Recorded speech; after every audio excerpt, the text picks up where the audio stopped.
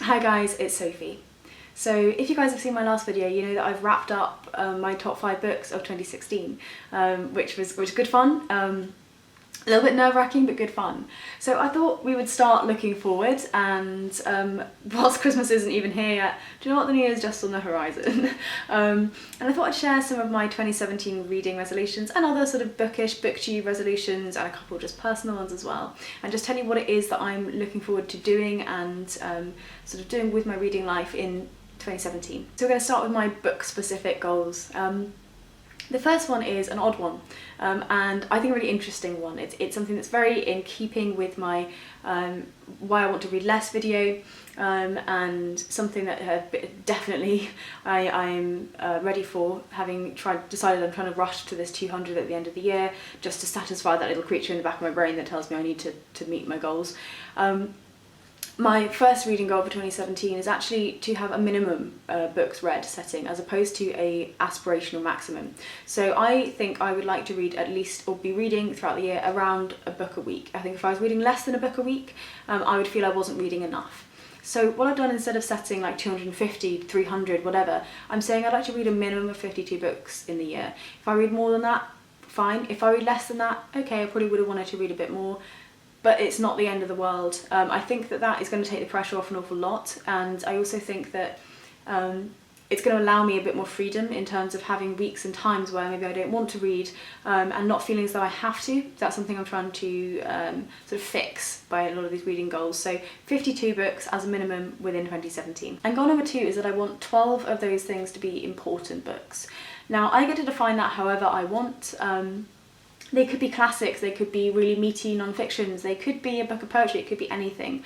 But what it has to be is something that I feel is important or has changed my opinion on something, or at least informed my opinion on something. And I think that that's workable. That's one important book a month. And I think hopefully that will sort of help me choose those books that maybe I've been putting off because they're longer, because they're complicated, because I want to read more important stuff, more stuff that's actually life-changing, and less stuff that I know isn't going to change who I am. Now the next goal is one that I think is probably going to be challenging for me, but I think I hopefully will be able to meet that. I want to read a minimum of 30% from people of colour. So we'll go over my reading stats in January, but I'm not there yet. My ideal would be 33, because then that's a third, and that feels sort of nice. But 30% is what I'm going to aim for to start with, and really that's just to sort of pressure myself to actually go out and seek out voices from people of colour, because I'm not doing a brilliant job at it. I've tracked it for the first time this year, and I want to do better next year. Now, kind of linked to that last one, I want to read 60% female authors, or 60% of the things I read I want to be from female authors. And that is a little odd because, you know, I have my 50-50, but what I'm really doing is I'm saying if I've overread in a year before, then you better as hell balance it the year after. So that's essentially what I'm doing. It's a little bit of a nod towards where I'm at this year with my gender balance. But I think it's going to be interesting having such a high percentage of female authors when I go on autopilot, I certainly go for males. And then my 5th bookish goal is that I want to read at least 5 plays and 5 poetry collections, because I really enjoyed the poetry collections and the plays I've read this year, and I find I don't gravitate to them so immediately. So it's just a case of reminding myself that they're there, reminding myself that I do enjoy them, and going out and reading at least 5 of each. If I read more, then that's fine, but having a minimum of 5. Now the next section is booktube goals, and again these are sort of mostly about sort of taking the pressure off rather than putting more things on. So goal number 1 is not to stress about the quantity.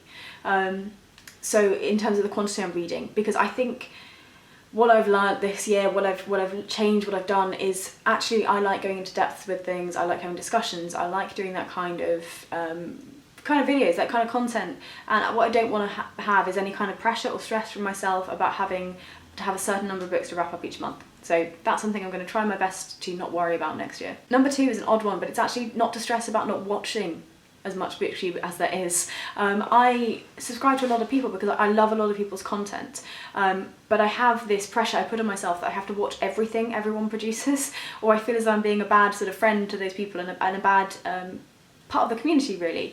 And that part of booktube probably stresses me more than the videos and more than the reading.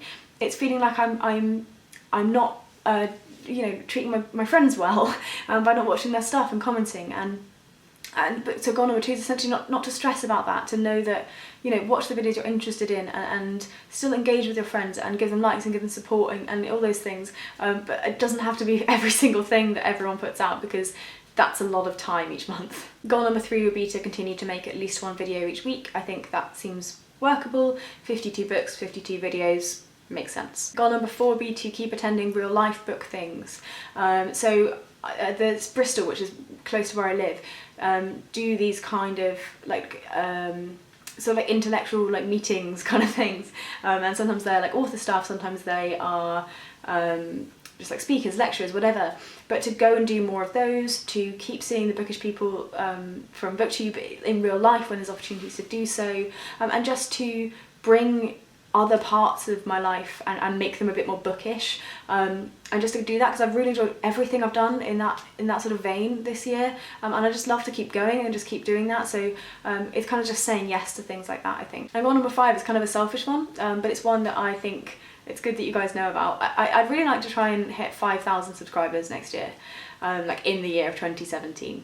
I'm like 3,600-ish at the moment, which is brilliant and amazing, and it does blow my mind every now and again. But I think I can make 5k. I think I can keep improving my content and keep trying to direct stuff that people are interested in and grow and just be a good booktuber. And yes, that's one of my goals. It seems selfish, but it's not a case of, oh, look at me, I've got X number of subscribers, but it's a personal goal of, for me, to some extent, the number of subscribers represents the number of people that are interested in what you're doing, and I want to be good at this. I love this, and I want to make sure that I'm doing it right, and I think seeing that growth is one of the ways I do that. So that's my last sort of BookTube goal for the year. In terms of life goals, I have a few of those as well that I'm going to share with you. We're just going to do another 5 again.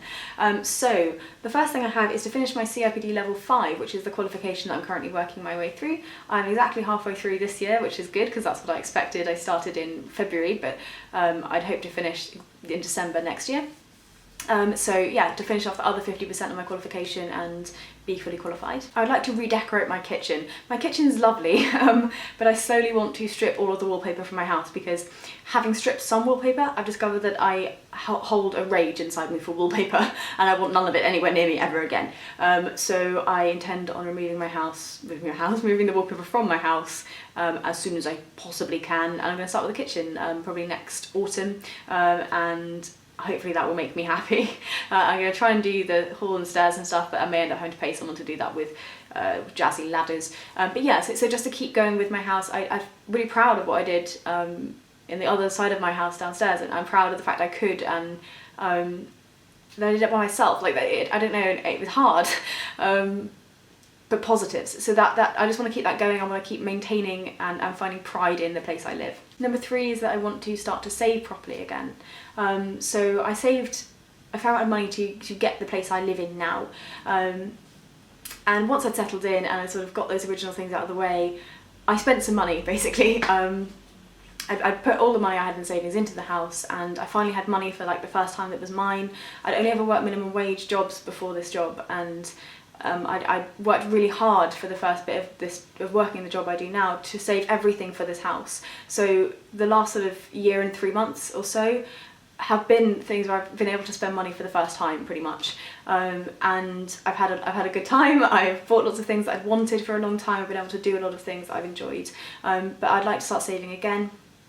I want to just have an amount of money that means I could either fully afford a deposit on my own, or that I could buy my brother out of the house if that came round to it, and that just means I need to start going again. I'm not going to go draconian levels, but I would like to have a sort of comfy savings pot, and I want to start that in 2017. Now, similar to the sort of redecoration thing, I think one of the things I found when I was redecorating was the kind of life I've lived in 2016, the very high reading intensity has led me to be very sedentary.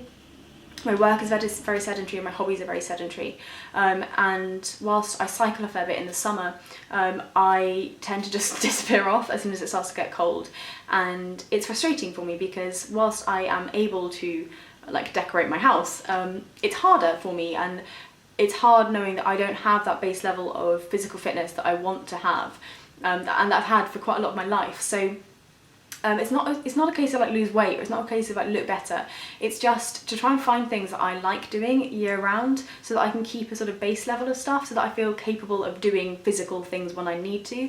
It's very frustrating when you try and attempt to do something and realise that you've let that level of fitness drop to a stage where you can't. And I don't want to do that. So I'm going to work hard to try and find some things that I really do enjoy, and I'm doing because I enjoy them, and also, you know, I have time because I'm not going to be reading so massively all the time, not feeling pressured to be inside all the time. So I think that's going to be really positive. It's not a case of like I want to be like some person who can do magical, wonderful things, and I don't want to look just stunning or whatever.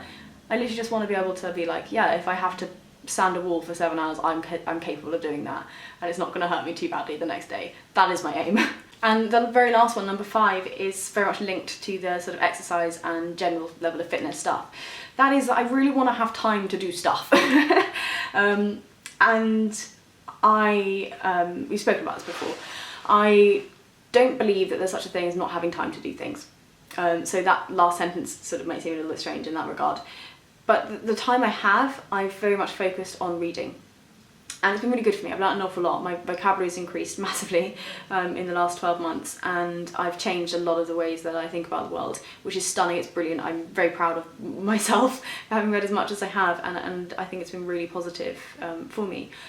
But I don't think it's sustainable to read as much as I do.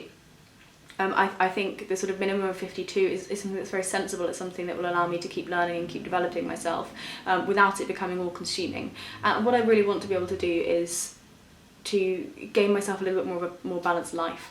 I'm someone who, when they are interested in something or sort of find something new, I dive in, and I don't hold back really. I'll be all into that thing.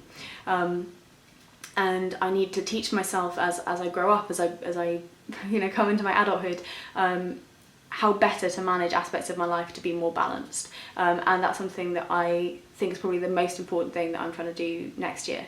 And all my goals have that kind of feel to them. So yeah, hopefully you've enjoyed hearing a little bit about what I'm going to try and achieve next year.